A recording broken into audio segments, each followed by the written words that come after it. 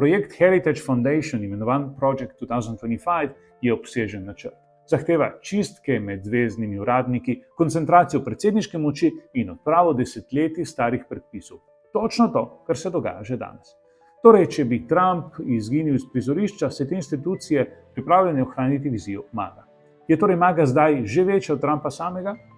Ena od velikih načrt MAGA so univerze. Zvezne države sprejmejo zakone, ki prepovedujejo programe raznolikosti, omejujejo, kako se lahko poučujejo rasa, spol in celo podnebne spremembe.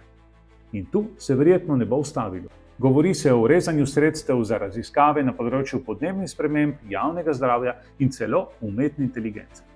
A zakaj napadati univerze in znanost? Ker univerze za bazo MAGA simbolizirajo elitizem, veljajo za kraje, kjer se gojijo liberalne ideje in utišajo konzervativni glasovi. Ampak tu je ironija. Amerika tvega, da izgubi svoj primat kot svetovna znanstvena velesila. Kako lahko ZDA tekmujejo s Kitajsko, če spodkopavajo lastne raziskave in inovacije?